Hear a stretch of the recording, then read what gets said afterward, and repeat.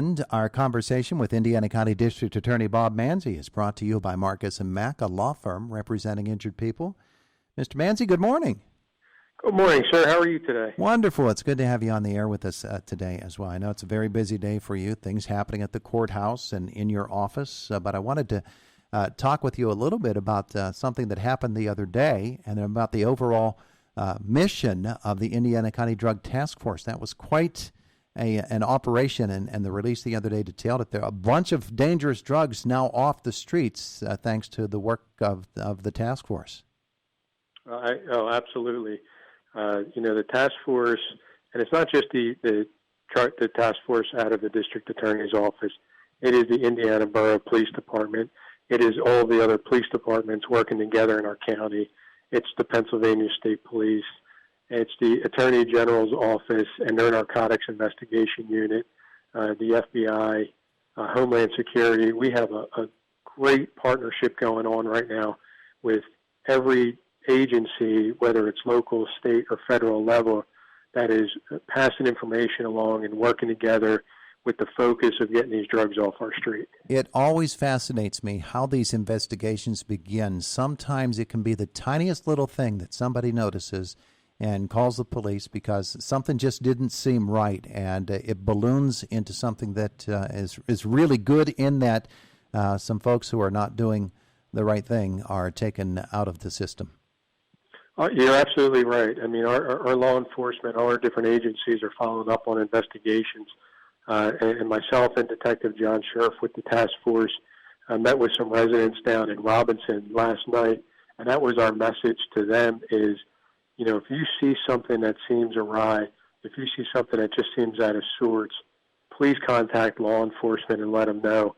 If you're seeing a house where there's just weird traffic patterns all the time that make no sense, or just something that in your gut seems wrong, let us know, because it's those phone calls that help us to start to look at certain individuals or certain houses that may be trafficking narcotics. And then from there, we're able to grow the investigation, get the evidence necessary so that we can make busts like this. Now, this happened in Robinson, but we've noticed that we think of Indiana as being one of the hubs of drug activity. And there certainly is enough activity going on here, but sometimes it's the quieter communities where drug dealers find out that we can operate and stay off the scope of people by operating in this small little community here, and that can be very, very dangerous to the folks who live there, as well as to the overall community. Absolutely, and now the bust that just happened did happen in Indiana Borough. Yeah. When I spoke to Robinson, we were meeting with some folks down there, and that's one of our focus, because you hit the nail right on the head there. You'll have people that want to move to smaller towns like Robinson and Altman. They think they're going to stay off our radar, and we're expanding our radar. We're asking members of those communities to give us the information so that we can grow these investigations, because we're starting to see some push out. Some of the drug dealers that we know are pushing out away from Indiana Borough and White Township and the bigger areas, and they're trying to stay off the radar. And we want to keep the heat on. Yeah. One of the things that folks will be concerned about, and rightly so, is the information. Is my identity going to be protected? I don't want some sort of retribution coming up because I turned somebody in or called the police about something. And I know that you're very, very careful to protect all of those sources. Absolutely. And I think that fear is resonated throughout many people in the county. And we've heard that. People saying, I don't want to be involved. I'm concerned about my safety. And what we do in law enforcement is, we have a lot of anonymous sources of information in which we're able to collect that information. And then from there, we have different methods in which we can collect other information that can be used in an investigation and eventual criminal charges, so that those first individuals that are telling us about, hey, that house has weird traffic patterns, I think something's going on over here, or I think this guy's involved in something, we're able to keep them out of the investigation and out of the criminal charges so their name never comes up. Take me into this investigation that was announced earlier this week that happened here in Indiana. And use it as sort of a pattern, if you would, as to how investigations unfold. How did the original tip come into you? When did you begin watching, and then how does it unfold from there that the task force is able to eventually get to the point where they get the search warrant and they conduct the raid? Well, it's really just a lot of different sources of information. There's not necessarily just one tip. We have individuals that will point to, a certain house or certain individuals where they believe drug activity is going on. The members of law enforcement who are out there talking to their confidential informants, who are out there talking to individuals that are arrested for drug violations. Police officers are always gathering intelligence when they're speaking to people. They might arrest somebody on a drug possession, get talking to them about where the drugs are at, where their dealers are at, and then they utilize that information to snowball into investigation. Then the various agencies are working together and sharing that information, and it eventually culminates in the larger takedowns like this one. When you talked a little bit earlier about the agencies involved here, you mentioned the FBI. Sometimes it could be the Drug Enforcement Agency. Sometimes it can be, it most likely always will be the State Attorney General's office.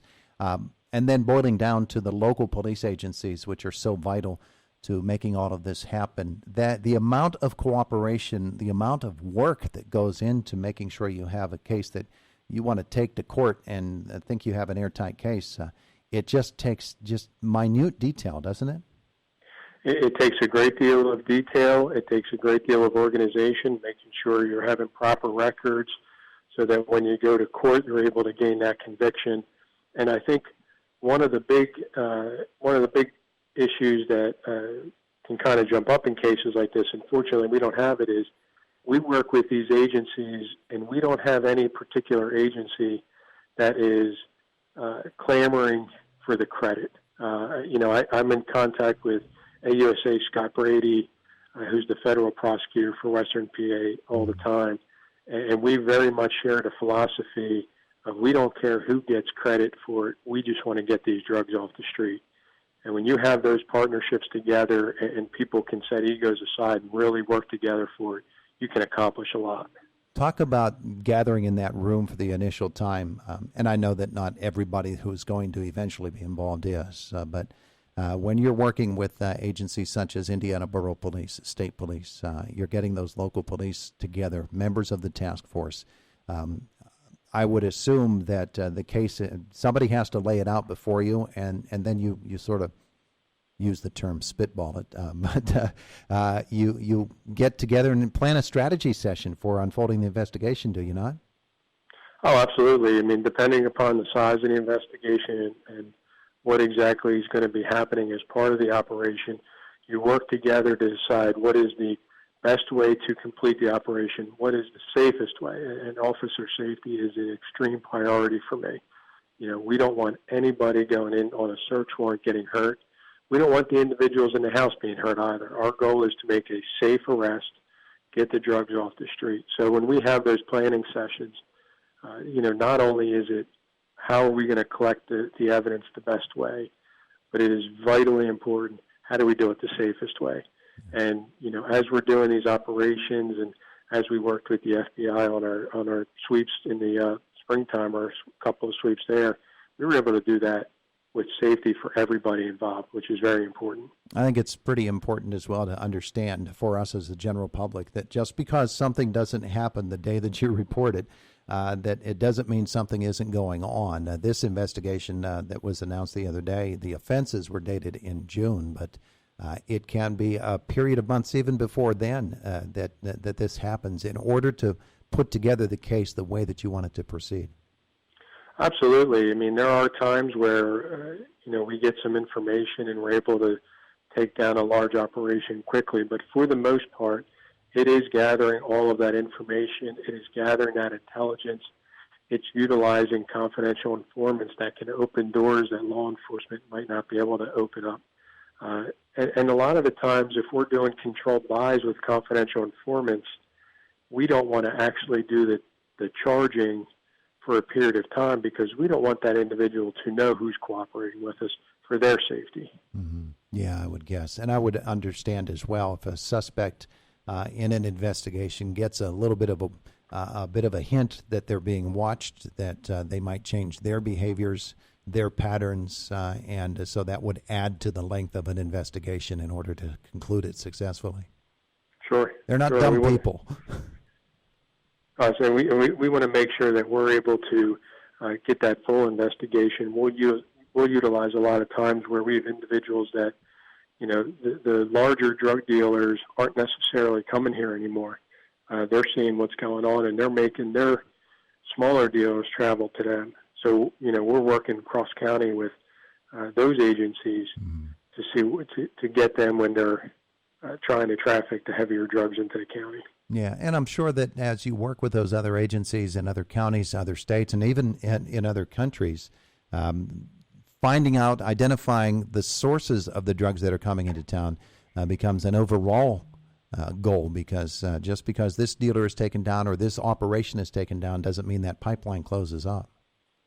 Oh, no, not at all. I mean, these drug operations have many different facets, and that's why we try to share the information and get that information out here, because we'll have a situation where we have a small drug bust here in the county, and then we gather some information, we provide it to another county, and the next thing you know, they find the vehicle that's traveling in from Pittsburgh or Cleveland on the turnpike, and they're able to make a substantial bust out there. Mm-hmm. Yeah.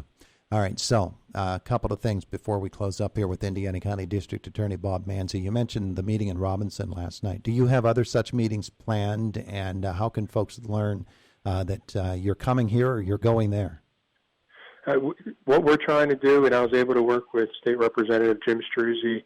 He organized that meeting after talking with some individuals in Robinson, and myself and the Drug Task Force and PSP.